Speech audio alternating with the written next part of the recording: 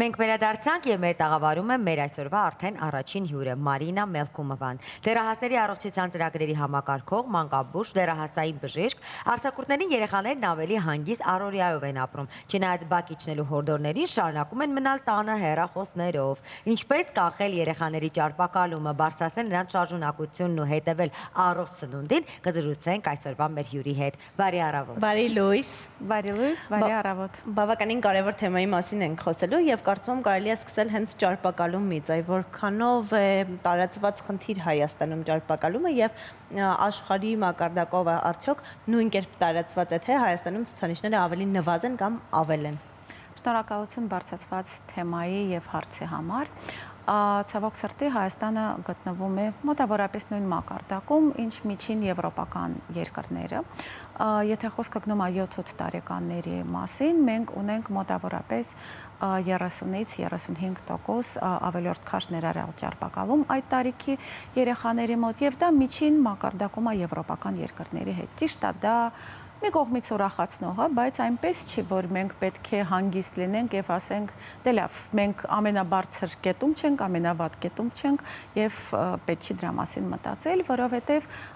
ինչպես ամբողջ աշխարհում, այդպես էլ Հայաստանում այդ տենդենսը աճի միտում ունի։ Եթե 20 տարի առաջ նայում ենք այս աշխարհի քարտեզի վրա եղել է հիմնականում ցածր քաշ, քաշի պակասորդ, ապա մենք այսօր բոլոր երկրներում, այդ թվում եւ Հայաստանում, ունենք ավելորդ քաշի եւ ճարպակալման միտում, որը ահազանգող է, որովհետեւ հատկապես եթե դեռահասային տարիքում դեռահասը ունի ավելորդ քաշ ճարպակալում, ինքը դա իր հետ տանում է մեծահասակ կյանք։ Իսկ մեծահասակ կյանքում մենք արդեն առնչվել ենք այնպիսի բարդությունների, ինչպիսին են արյան բարձր ճնշումը, շաքարային դիաբետը, սիրտանոթային հիվանդությունների խնդիրը եւ հոգեբանական վիճակը։ Նաեւ եկեք չմոռանանք, որ դա բերում է իր հետ շատ հոգեբանական խնդիրներ, դեպրեսիան, ցածր ինքնագնահատականը, բուլինգ, այո, բուլինգը հասակակիցների, մեծահասակների, ինչու՞ չէ նաեւ ընտանիքի անդամների կողմից, որը ցավոք սրտի հանդիպում է։ Այսինքն այդ ամբողջը կա նաեւ մեր մոտ եւ փորձում ենք առնվազն աշխատել թիմային աշխատանքով, մենք մոտենալ այդ խնդրի լուծմանը, աշխատում են նման դեռահասների հետ, աշխատում է թիմը, մանկաբույժը, էնդոկրինոլոգը, հոգեբանը, սննդաբանը եւ իհարկե անհրաժեշտության դեպքում, եթե հասնում է արդեն դրան, նաեւ բարիատրիկ վիրաբուժությունը արդեն օգնության է գալիս։ Բայց եկեք խոսենք մի քիչ կանխարգելման միջոցներից, որովհետև իհարկե դրան էլ երբ որ հասնում է բարիատրիայի, դա էլ հիմա արդեն օգնության գալիս, բայց ինչպես անել, որ չհասնել այդ վիճակի, այդ մակարդակի, կա ընդամենը մեկ տարբերակ, դա սահմանափակել սննդակարգը, այսինքն սահմանափակել ընդունված սննդի քանակը եւ լինել ֆիզիկապես ակտիվ։ Իհարկե, ժառանգականությունը մեծ նշանակություն ունի տվյալ պարագայում, բայց պետք է հաշվի առնենք նաեւ ինչ են ուտում եւ ինչ քանակով են ուտում այսօր մեր երեխաները եւ մեր դեռահասները։ Սնունդը շատ հասանելի է, շատ հեշտ է ցանկացած մի հատ կետին, մի հատ հեռախոսին թաչանել եւ նույնիսկ այդ առաքումը կհասնի առանց որևէ դժվարության, ցանկացած դպրոցի կողքը կամ շենքի կողքը մենք տեսնում ենք մի քանի կետ fast food-ի, դա լինի լահմաջանոց, դա լինի տարբեր տեսակի սրճարաններ, հացի ցեխեր, հացաբուլկեղենի ցեխեր, որը բնականաբար այդ մեծ քանակով արագ պատրաստված, արագ ածխաջրատներով հարուստ սնունդը սովորաբար գրավում է երեխաներին եւ իրանք ուտում են։ Պետք է սննդակարգը լինի բալանսավորված։ Ինչ է նշանակում բալանսավորված։ Պարտադիր երեխան պետք է ուտի սպիտակուց, այսինքն սպիտակուցը պետք է իր օրվա սննդակարգում պարտադիր լինի։ Դա լինի միսը, դա լինի կաթնամթերքի ձևով, այսինքն տարբեր տեսակի սպիտակուցները, դա կարա լինի նաև բուսական սպիտակուցի ձևով, ոսպը օրինակ կամ այդ լոբազգիների Պարտադիր դա պետք է լինի, բանջարեղենը պետք է լինի, որտեղ բանջարեղենները մեծ ծավալ են գրավում եւ այդ մեծ ծավալը նաեւ այդ կշտության կշտանալու զգացում բերում միրգը պետք է լինի, իսկ հացահատիկները էլի պետք է որ լինեն, ուղղակի այդ արաքսն Արագ հագեցնող արագ ածխաջրատները պետք է շատ ավելի քիչ լինեն, այսինքն այդ քաղցրեղենը, բուլկեղենը եւ թխվածքները, որոնք որ սիրում են, այդ պետք է շատ ավելի քիչ լինի, քան մենք այսօր օգտագործում ենք։ Իսկ ցավոք սրտի մենք մեր դեռահասները շատ են օգտագործում քաղցրավենիքը, առավել եւս քաղցր գազավորված ըմպելիքը։ Հիմա եկել է ամառը, բնականաբար երեխաները այո, դասի չեն գնում, ամբողջ օրը տանն են եւ այստեղ շատ մեծ նշանակություն ունի, թե ինչպես դուք կկարողանաք կազմակերպել երեխայի ամառային հանգիստը, այդ ամառային ժամանակաշրջանը, այնպես որ ինքը ոչ շատ ծանրաբեռնված լինի դասերով, եկեք նաեւ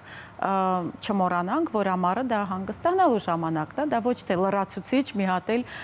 ուսումնական սեմեստր կամ ուսումնական մի ժամանակաշրջան, դա եւ հանգստանալու ժամանակն է, եւ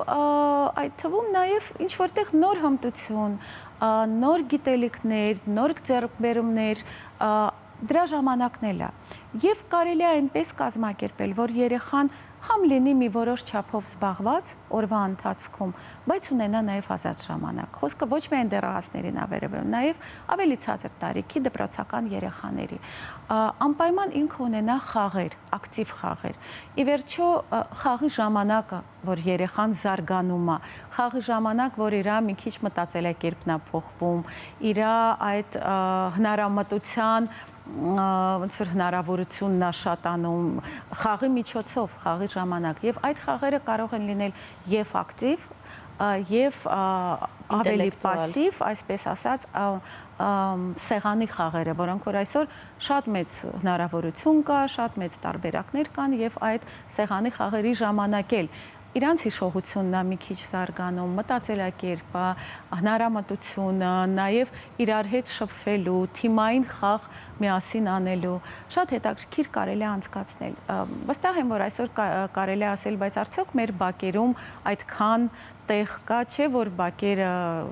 լցված են մեքենաներով, շատ դեպքերում բակ էլ ըսկի չկա, շենքը այնպես է դրված, որ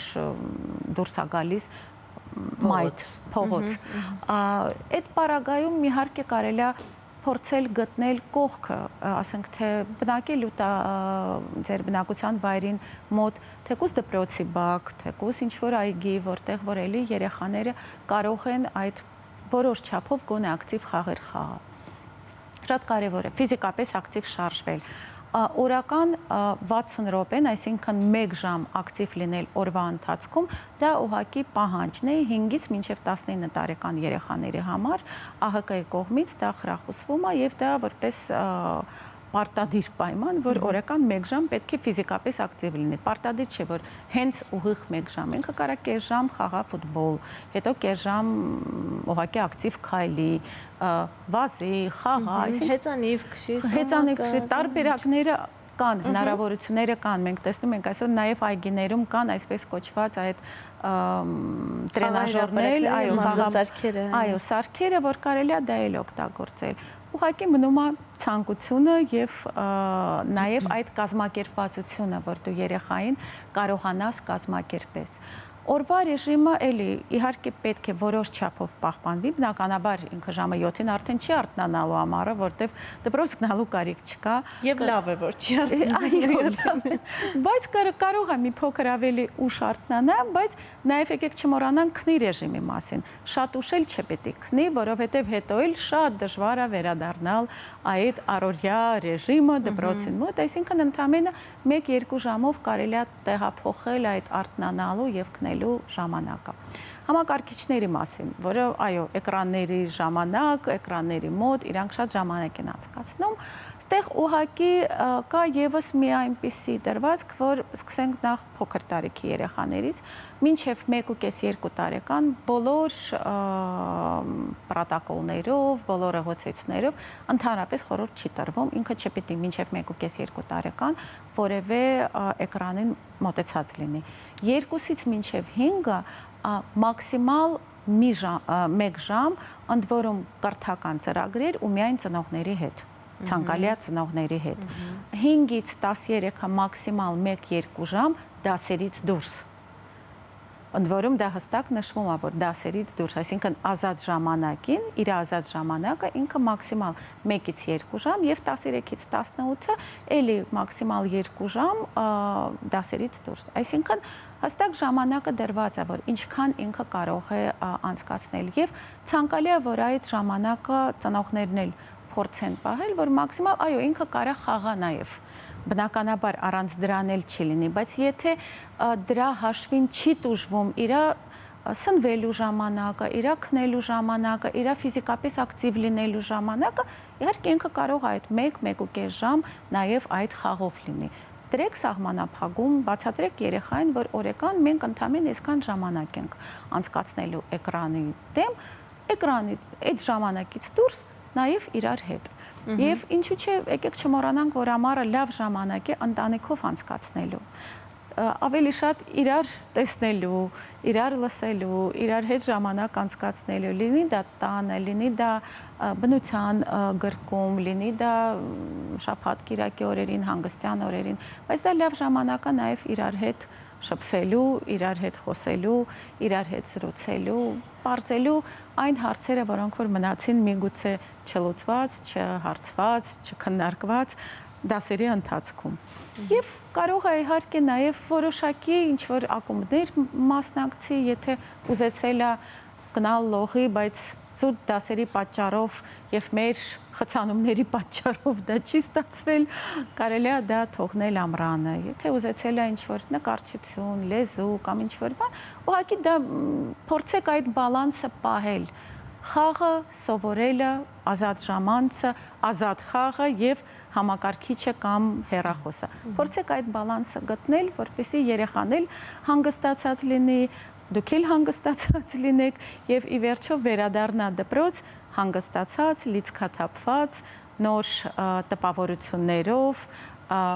ինչ որտեղ նոր հմտություններով, նոր գիտելիքներով։ Դեռահասների համար օրինակ շատ տեսնում եմ տարբեր կազմակերպություններ կամավորական աշխատանքներ են առաջարկում, դա շատ լավ տարբերակ է, որ դեռահասները ներգրաված լինեն ինչ-որ մի աշխատանքի մեջ, դա կարա լինի շատ տարբեր կամավորական աշխատանք, օրինակ մենք Teens Life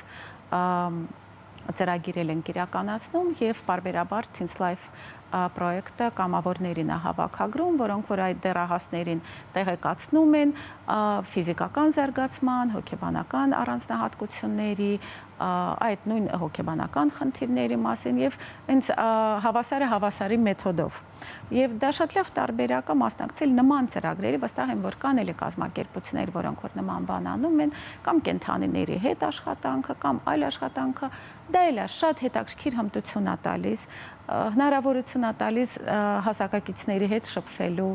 նոր ընկերներ ձեռք բերելու, այսինքն հնարավորությունները կան, շատ են եւ շատ դեպքերում մեծ գումարներ դրա համար պետք չեն։ Ուղղակի պետք է ցանկությունը եւ հնարավորությունը այդ ամեն ինչը անելու համար։